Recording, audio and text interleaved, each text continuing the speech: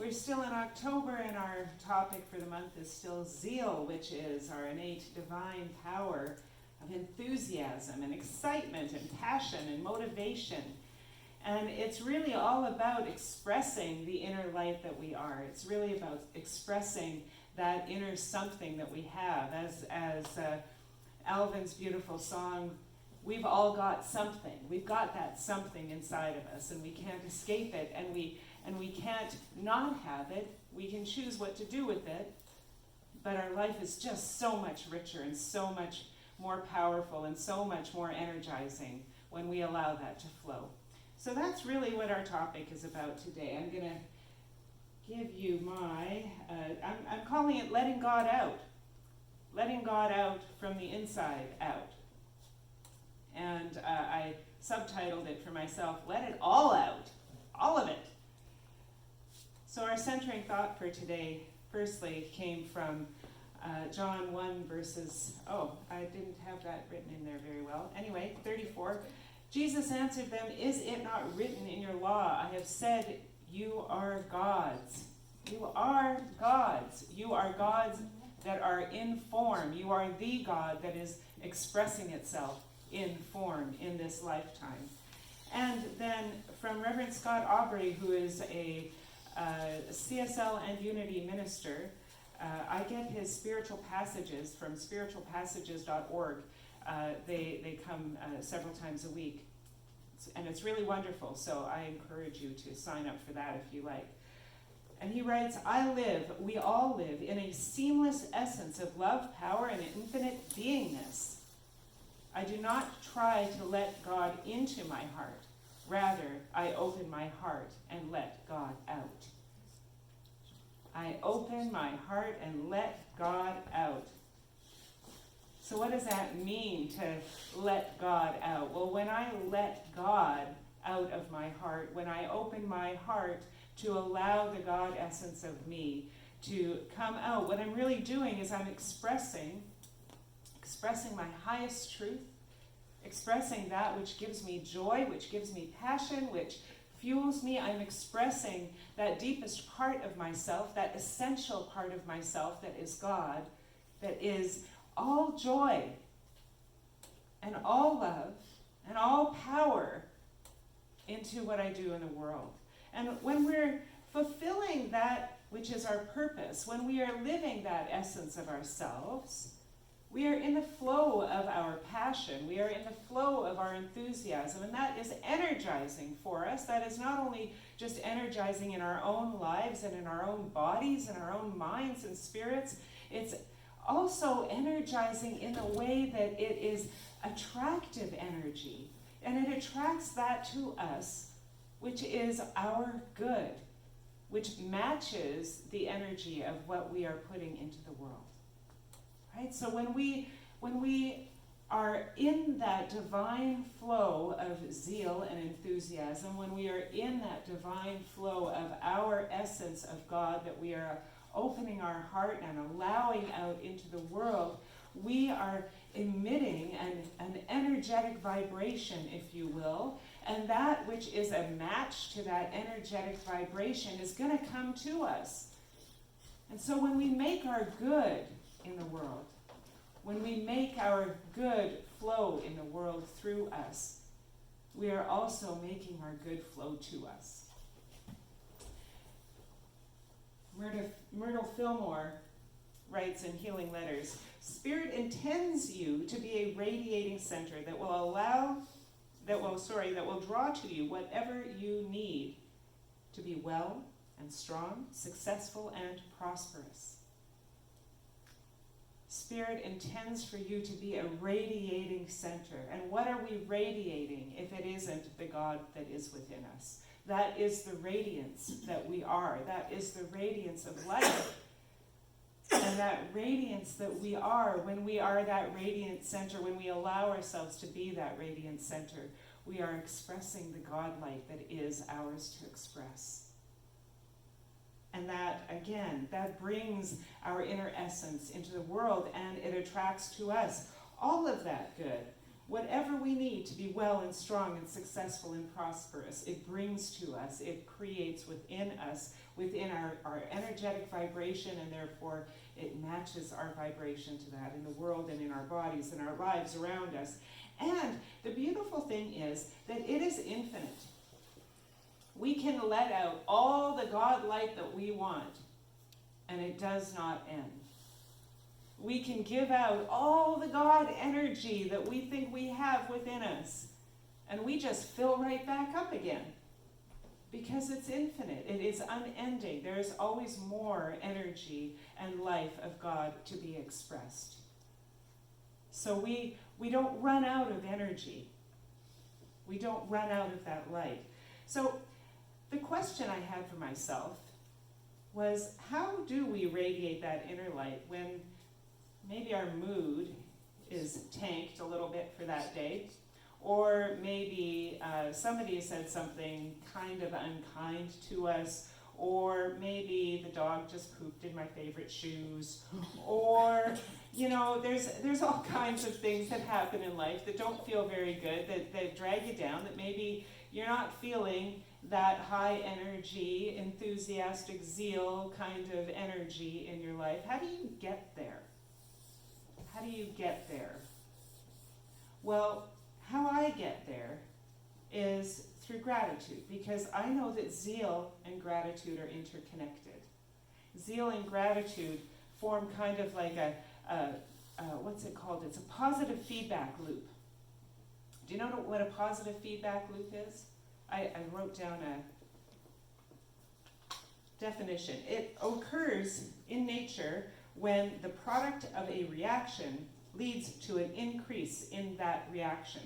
And an example of that is ripening fruit. You know how they say if you want to ripen your bananas, you have like green bananas and you want to ripen them, put an apple in a paper bag with them. And the apple, because if you have a piece of ripe fruit, it emits ethylene, C2H4 is what it was called. I read about this so that I could say it properly. It emits ethylene through its skin. And because it emits ethylene through its skin, that ethylene is a trigger to the other unripe fruit around it to ripen. That's why when you go into an orchard, after you see that first ripe apple, you get ready to get out there picking, because all of the apples are going to be ripening pretty soon. It's a positive feedback loop. One thing leads to more of that thing.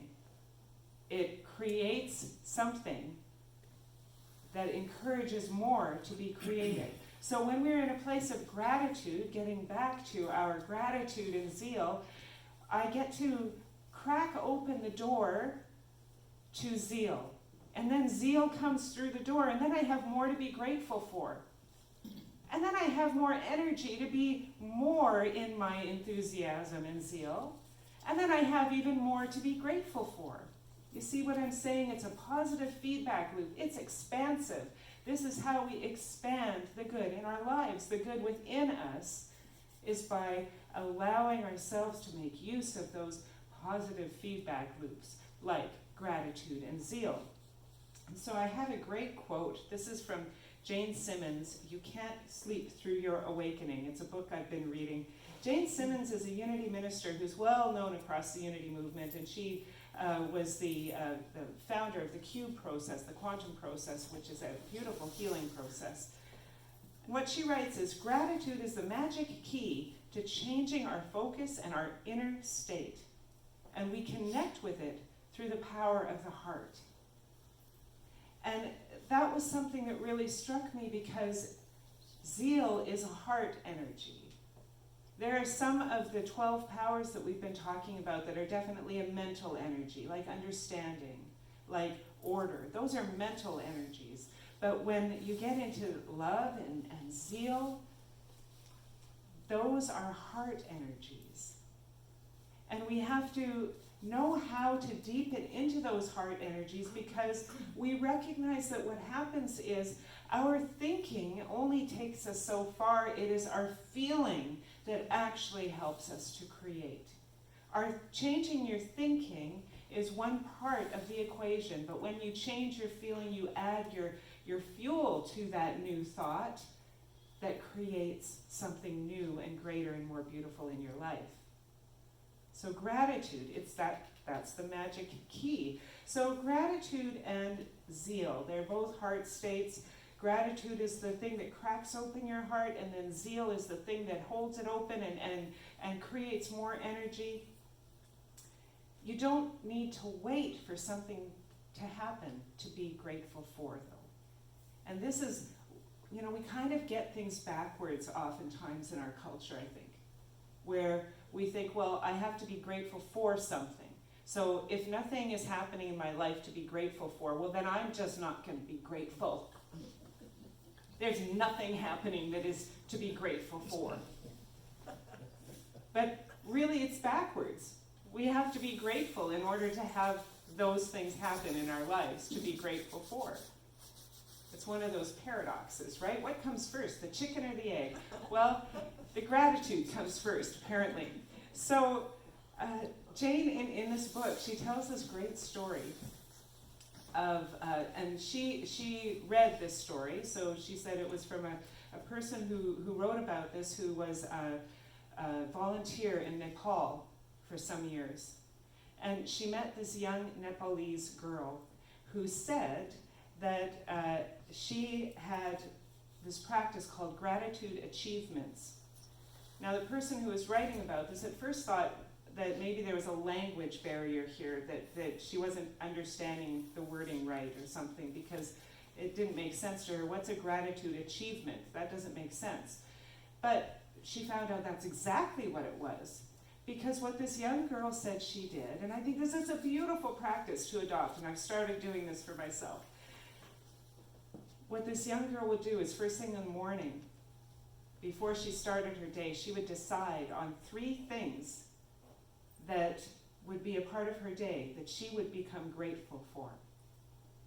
And she would set that intention that I know I'm going to be doing this, so after I'm finished that, I'm going to be grateful.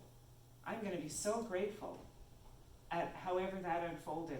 I know I'm going to be seeing this person, and so when I see this person, I'm going to be so grateful for that connection that we have. I know I'm going to finish up that project, so I'm going to be so grateful that that project is finished up. And then when she would just let it go, she would just, so I've set my intentions, I just let them go, I let them be, and she would go about her day. Well, then she would come to that point in her day that she had intended to be grateful, and she would remember, oh, yes, this is the thing that I was waiting to be grateful for. And it would shift the whole energy of her day, because she knew there was always those gems of things that were going to be unfolding in her day, where she could ground herself in gratitude. So Jane writes it this way. She said, instead of, or in addition to, sitting down at the end of the day and reflecting on things to be grateful for, she looked ahead to her day and chose 3 moments that she expected to be joyful ones. She set the intention to feel gratitude, and then she would let it all go. And when each of those moments arrived, she would remember that it was a moment that she was waiting to be grateful for. And so this is a beautiful practice that we can adopt, and it will always help us to come to that place of gratitude, because we've preset ourselves. We have set up our neural pathways to recognize that thing when it comes, and then to feel what we chose to feel about it, to feel that gratitude. Have you ever been in a situation where you decided you wanted to buy a light blue Volkswagen Beetle, and the moment you decide that you're going to buy that light blue Volkswagen Beetle, you start noticing light blue Volkswagen Beetles everywhere, right? I know that happened every time when I was pregnant. As soon as I got pregnant, I would notice every pregnant woman in the world around me. I'm like, I think everybody's pregnant at the same time as me. because we are in that mental mindset of being in an awareness of something, that we are choosing something that is important to us, that we have a good feeling about, and then suddenly that rises into our experience. Now we can do the equal thing by expecting all kinds of bad stuff to happen, and sure enough, we're going to see all the bad stuff coming at us, you know, all of the struggle and strife and difficulty. But we can do this with gratitude to bring the good things into our awareness. There are 1,000, 10,000, 10 million things happening in the world around me. And my mental focus only hits on a few of them. Really, such a tiny percentage of our lives do we actually see and pay attention to, do we actually connect with in a really clear and intentional way. So if we set the intention of what it is that we're going to see in our life, what it is we're going to feel in our life, then we get the opportunity to see and feel those more. We set a gratitude intention, a gratitude achievement, as that young girl said. And then we get to be successful every day by meeting our gratitude achievements. And that, again, it's a positive feedback loop. That success in one day creates greater success, creates greater success, creates greater success, so that we have that opportunity to expand in our lives. So this is our topic for today. That is it. And I think that this is a beautiful practice for us to take into our week. So let's do an affirmation with that, shall we? I am a radiating center of gratitude and zeal as I open my heart and let God out. And so it is. Thank you so much.